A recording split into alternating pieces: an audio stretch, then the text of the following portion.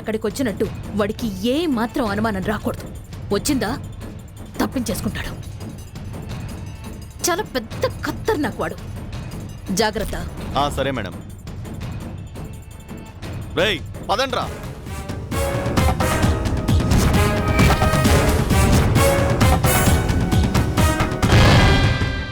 హే రమణమ్మ, నువ్వింక నీ కొడుకుని వదిలేసుకో.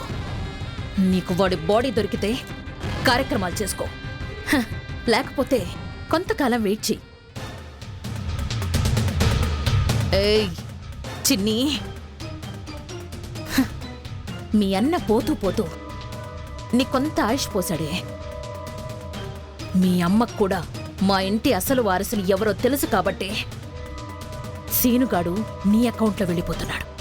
ఎందుకంటే భూమి మీద భారం ఉంచటం ఈ వజ్రావతికి అస్సలిష్టం ఉండదు.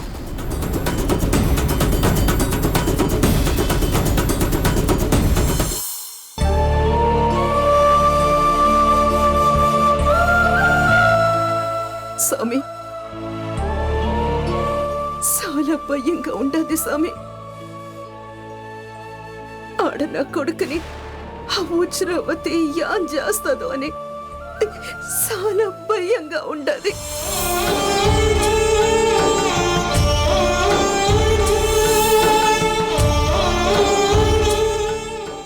నేనిప్పుడు వెళ్ళాలి స్వామి.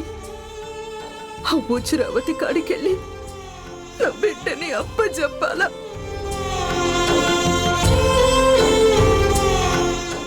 కానీ వెళ్ళలేను. కన్న బిడ్డ కాకపోయినా నా బిడ్డని ఆ రాక్షసి చేతికి అప్పచెప్పలేను.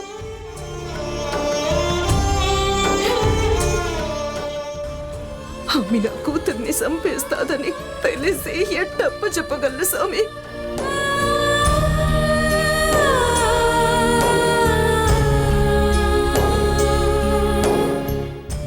అయినా అట్ట చేయగలనా స్వామి? అట్ట చెయ్యకపోతే ఆమె నా కొడుకుని చంపేస్తాది.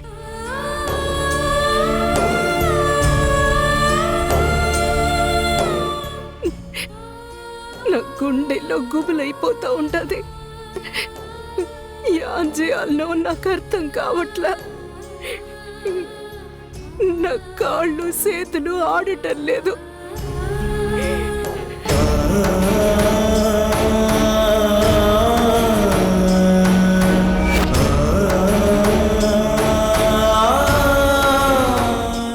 స్వామి,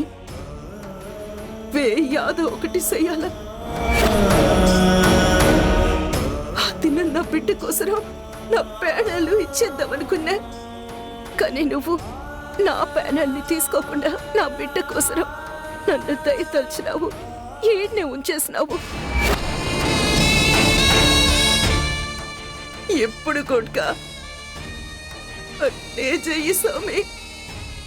ఆ దయ్యే చూపించు. నా కొడుకుని ఆ వజ్రావతి బారి నుండి రక్షించు స్వామి.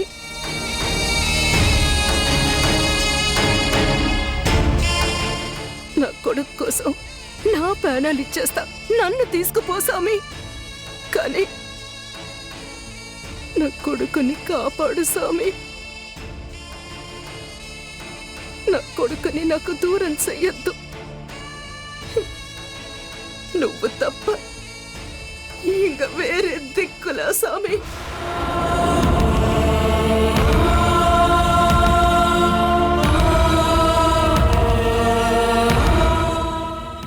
తల్లైనా బిడ్డల భవిష్యత్తునే చూస్తుంది కానీ వాళ్ళ బతుకులో సీకటిని చూడాలనుకోదు. ఆ బిడ్డల్ని కంటది కానీ వాళ్ళ రాతల్ని కనలేదు.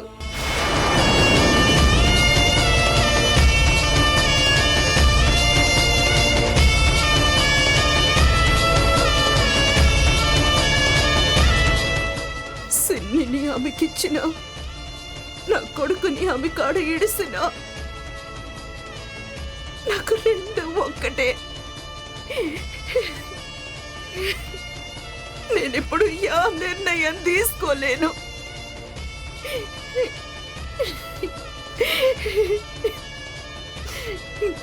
వాళ్ళిద్దరిని కాపాడాల్సిన బాధ్యత ఇంక నీదే.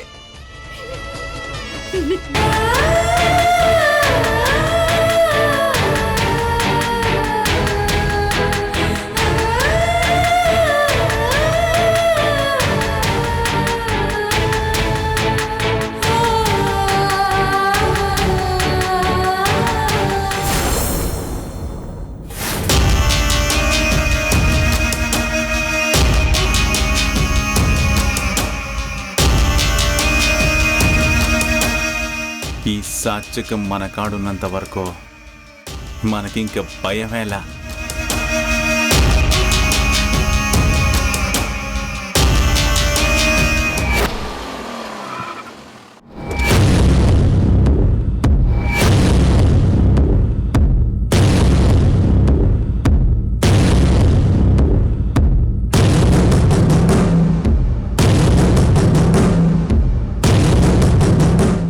రాయ్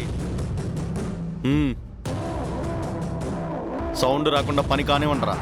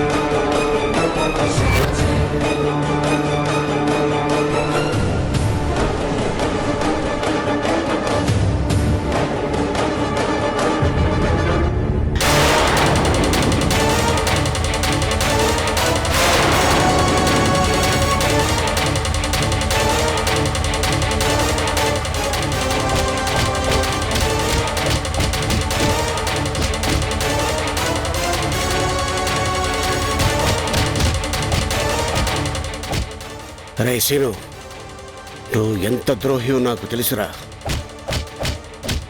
లెక్క ప్రకారం నిన్ను సావనివ్వాలి, కానీ రవణమ్మ మొహం చూసి నిన్ను కాపాడాలని నిర్ణయించుకున్నాను.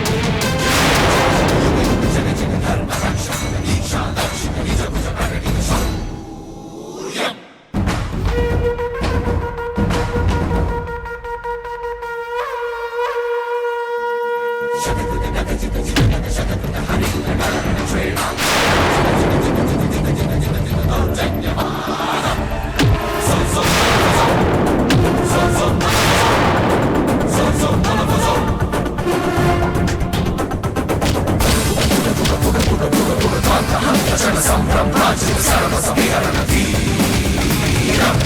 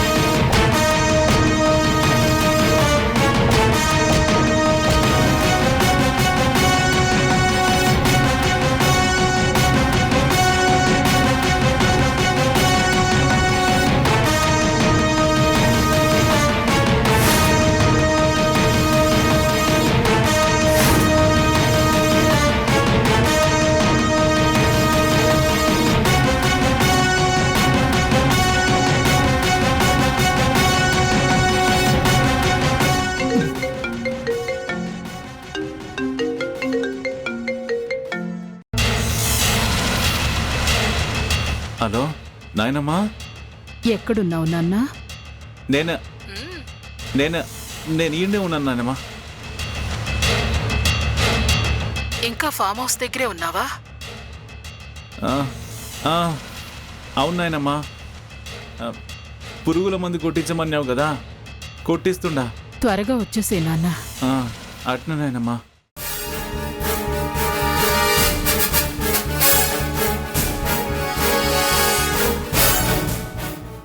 బా, ఇప్పుడు వెంటనే నాయనమ్మ ఇంటికి రమ్మంటా ఉండదే. ఇప్పుడు ఇంటికి పోతే ఈ దెబ్బలు చూస్తే నాయనమ్మకి గొడవైనా తెలిసిపోతుంది. అమ్మో, తెలిసినదంటే తేడా జరిగిపోతుంది. అసలు ఈ విషయం మర్చిపోయినానింది. ఈ కొట్టినోళ్ళు ముగ్గురున్నారు, నేనొక్కడినే. మరి అందరూ కలిసి నన్ను సాగు కొట్టాలి కదా, వాళ్ళు ఎందుకు వెళ్ళిపోయినారో? అసలు ఎవరు వాళ్ళు? యాన్ జరిగినదే. దీని సంగతి తర్వాత, ముందు నాయనమ్మ కాడికి పోవాలి. ఆడికి పోవాలంటే ముందు మనం ఇంకో చోటికి పోవాలా.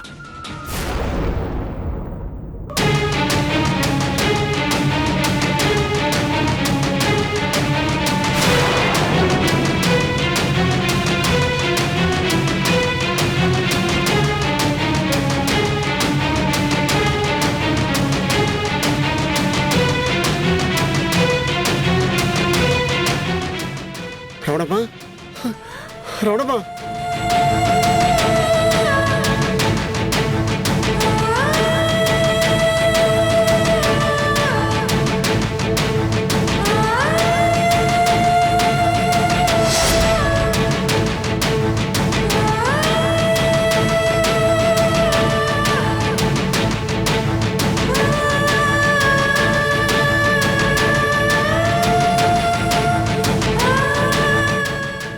లేరవడమ్మా, లే.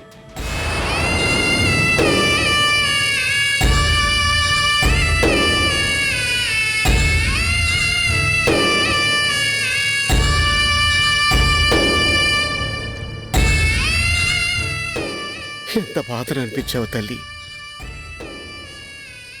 ఎంత తల్లడిల్లిపోయావమ్మా. బిడ్డలిద్దరినీ కాపాడుకోవడానికి సతమితమైపోయి తట్టుకోలేక చివరికి ఇలా కళ్ళు తిరిగి పడిపోయావా? నీకు నీకు కృతజ్ఞత ఎలా చెప్పాలో నాకు అర్థం కావట్లేదమ్మా. ఏ కన్న తల్లైనా ఖచ్చితంగా తన బిడ్డ గురించి ఎంతో కొంత స్వార్థంతో ఆలోచిస్తుంది. కానీ నువ్వు అలా ఆలోచించలేదు. కన్నబిడ్డ గురించి బాధపడ్డావే కానీ పెంచిన పాపని కాటికి పంపించాలని అనుకోలేదు. నీ రుణం ఎలా తీర్చుకోవాలమ్మా?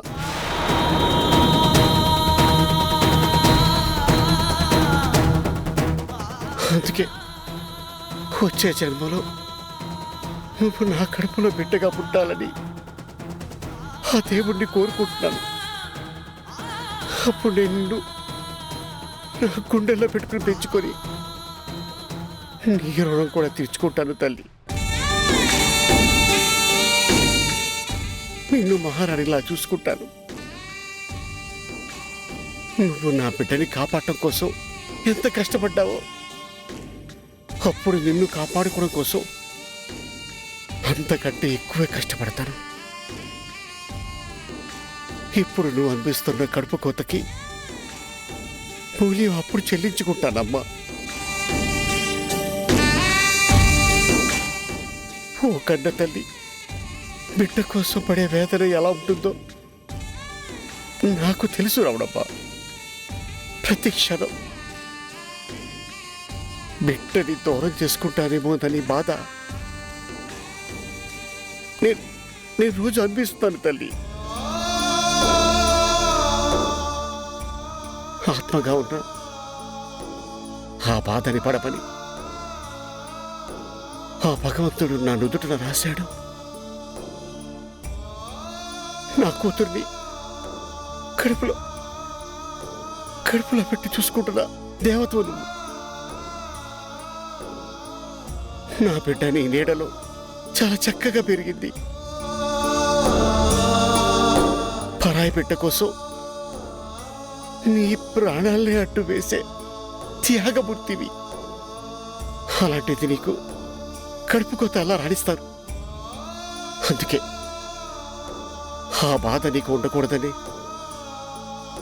నీ కొడుకుని నేను కాపాడాను. నువ్వు ఇంకేం బాధపడకమ్మా. నీ కొడుకు బతికే ఉన్నాడు, బాధపడకు.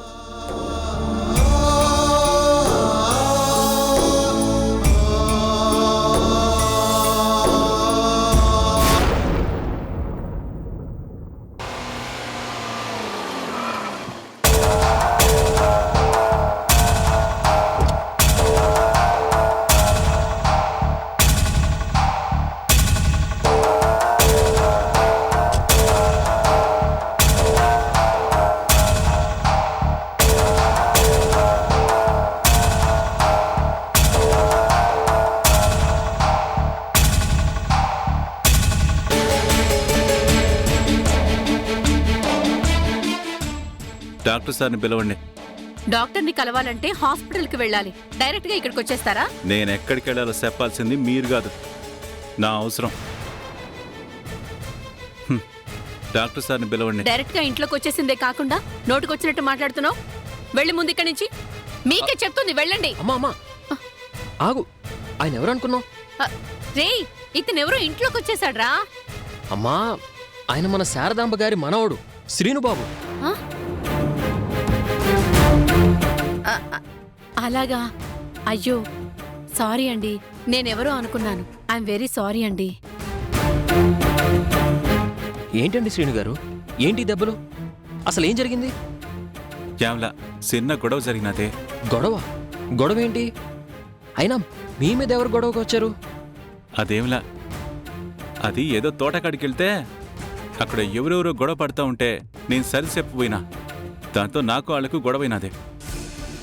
అవునా? అయ్యో. నేను తిన్నగా ఆసుపత్రికి పోవచ్చు, కానీ నేను ఆసుపత్రికి పోతే ఆడందరికీ జరిగిన విషయం తెలుస్తుంది. ఎవరో ఒక నాయనమ్మకు చెప్తారు. నాకేదన్నా అయితే నాయనమ్మ తట్టుకోలేదు కదా, ఆదానికే ఆడికి పోకుండా ఈడికొచ్చిన. ఈ విషయం నాయనమ్మకి అస్సలు తెలియకూడదు. సరే, ముందు మీరు కూర్చోండి.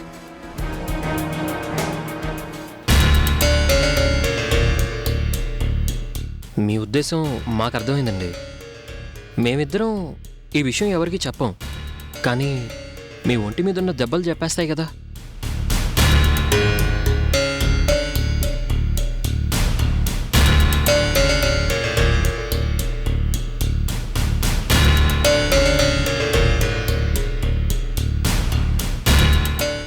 దెబ్బలు చెప్పేస్తాయి.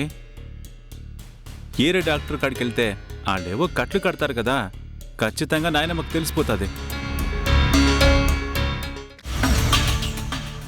దానికే ఈ దెబ్బలకి మీరేం కట్లేయద్దు. కొంచెం మందులు, కొంచెం ఇంజెక్షను, కొంచెం తక్కువ కట్లు కట్టండి.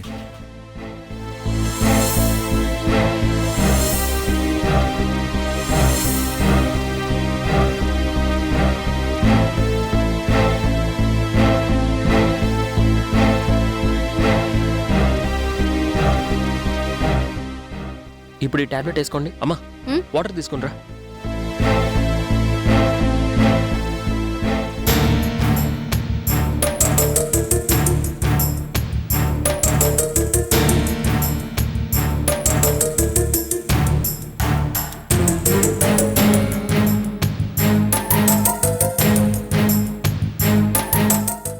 మీరు ఈ చేతిని పైకి ఎత్తకపోవడమే మంచిది.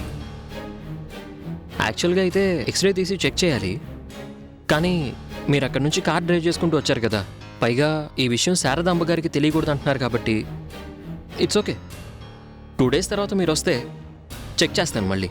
అంతవరకు ఈ టాబ్లెట్స్ యూజ్ చేయండి.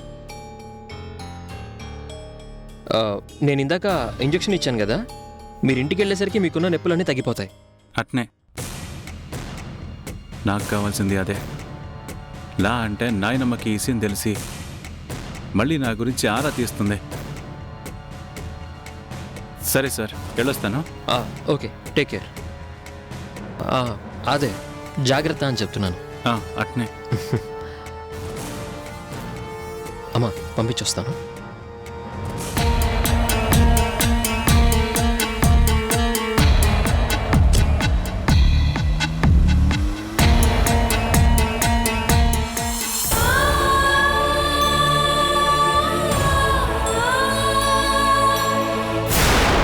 అమ్మా నేను అర్జెంటుగా హాస్పిటల్కి వెళ్ళాలమ్మా.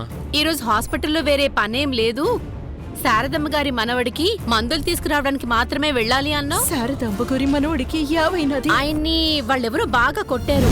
అసలైతే చంపేసేవాళ్ళంట.